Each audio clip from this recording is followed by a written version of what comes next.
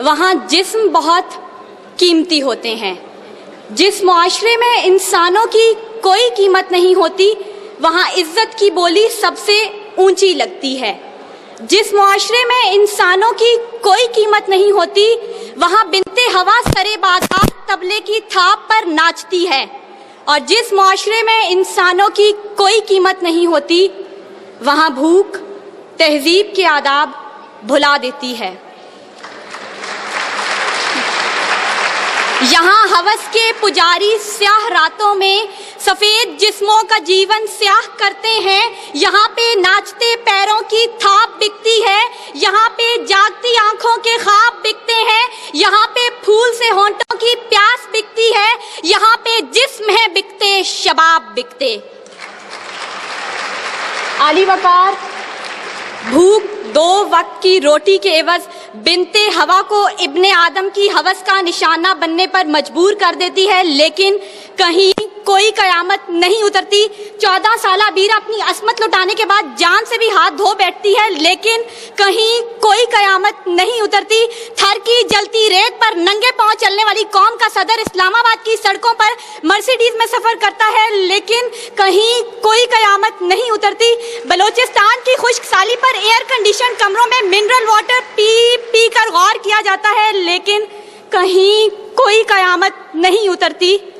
یہ شاہراہیں اسی واسطے بنی تھیں کیا کہ ان پر دیس کی جنتا سسک کر مرے؟ زمینیں کیا اسی کارن اناج اگلا تھا کہ نسل آدم و حوا بلک بلک کر مرے؟ ملے اسی لیے ریشم کے ڈھیر بنتی ہیں کہ دخترانے وطن تار تار کو ترسیں، چمن کو اسی لیے مالی نے خون سے سینچا تھا کہ اس کی اپنی نگاہیں بہار کو ترسیں۔ عالی وقار یہ ہے اسلامی جمہوریہ پاکستان، جہاں ہر کوئی اپنی دھن میں مگن ہے، سر کھجانے کی فرصت نہیں، دائیں بائیں کی فکر نہیں، ہر شخص بھوکا ہے۔ کوئی اقتدار کا طالب ہے تو کوئی شہرت کا بھوکا، کوئی دولت کا پرستار ہے تو کوئی پیٹ کا بھوکا، کوئی بھنگ کے ایک پیالے کے عوض اپنا سب کچھ نچھاور کرنے پر آمادہ تو کوئی طاقت کا بھوکا۔ کہت الرجال بڑھتا چلا جا رہا ہے، تہذیب و تمدن کے پیمانے ٹوٹ پھوٹ کا شکار ہو کر وقت کی ناقدری کا گلہ کر رہے ہیں، ہم زوال کی آخری حدوں کے بھی آخر پر پہنچ چکے ہیں، انصاف مہیا کرنے والے ادارے سسک کر دم توڑ رہے ہیں، ہر طرف سے ایک ہی پکار سنائی دیتی ہے، بھوک تہذیب کے آداب بھلا دیتی ہے۔ عالی وقار سنیے، اگر آپ سن سکتے ہیں کہ جب بوڑھے پروفیسر کو 6 ماہ تک پینشن نہ ملی تو وہ اپنی کن پٹی پر پستول رکھ کر بولا تھا میرا پاکستان ہے یہ تیرا پاکستان ہے۔ سنیے اگر آپ سن سکتے ہیں جب تسنیم سولنگی بھوکے کتوں کا نوالہ تر بنی تو بولی پڑے ہیں گنگ کٹہرے عدالتیں چپ ہیں۔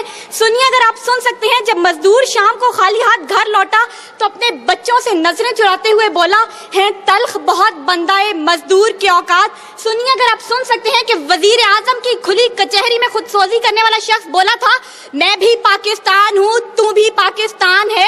سنیے اگر آپ سن سکتے ہیں جب جاگیردار کے رستاگیر غریب ہاری کی بیٹی کو اٹھا کر لے کے گئے تھے تو وہ بولا تھا آواز دو انصاف کو، انصاف کہاں ہے؟ سنیے اگر آپ سن سکتے ہیں کہ ڈما ڈولا کے بے گور و کفن لاشیں چلا چلا کر کہہ رہے ہیں نوید دو انسان کو کہ انسان مر گیا۔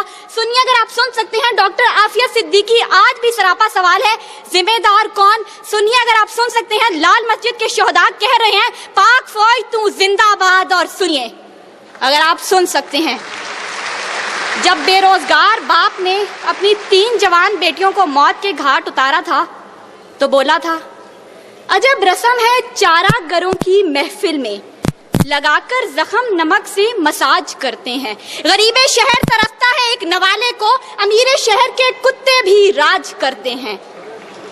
عالی وقار بھوک تہذیب کے آداب بھلا دیتی ہے۔ غربت سے مجبور لوگ اپنے بچے بھون کر کھا جاتے ہیں، اپنے گردے اور آنکھیں بیچ ڈالتے ہیں، اپنی 8 سالہ بچیاں دلالوں کے حوالے کر دیتے ہیں، اپنے خاندان کے ساتھ آگ میں کود جاتے ہیں، دریاؤں سمندروں میں چھلانگیں لگا دیتے ہیں، پنکھوں کے ساتھ لٹک جاتے ہیں، ٹرین کی پٹڑی کے آگے لیٹ جاتے ہیں۔ غربت، ظلم اور مہنگائی سے مجبور لوگ اپنے معصوم بچوں کے گلے کاٹ دیتے ہیں۔ عالی وقار صدارت، وزارت اور عمارت کے بھوکے تہذیبی اقدار کو پامال کر دیتے ہیں. کبھی تو چند کھوٹے سکوں کے عوض قوم کی بیٹیوں کو بیچ ڈالتے ہیں، تو کبھی مساجد کا تقدس پامال کرتے ہوئے انہیں لہو رنگ کرتے ہیں، اور کبھی اپنی ہی عوام سے کہتے ہیں میں تمہیں وہاں سے نشانہ بناؤں گا کہ تمہیں پتہ بھی نہیں چلے گا. جب لوگ یہ کہتے ہیں خدا دیکھ رہا ہے، میں سوچنے لگتا ہوں کیا دیکھ رہا ہے.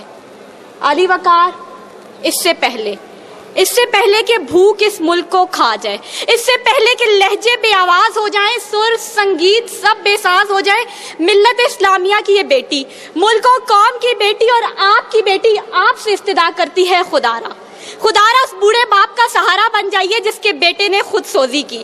خدارا اس عورت کے آنسو پوئیں ڈالیے جس کی بیٹی جاگیردار کی ہوس کا نشانہ بنی. اور خدارا ان معصوم بچوں کے سر پر دستے شفقت رکھیے جن کا باپ پولیس مقابلے میں مارا گیا.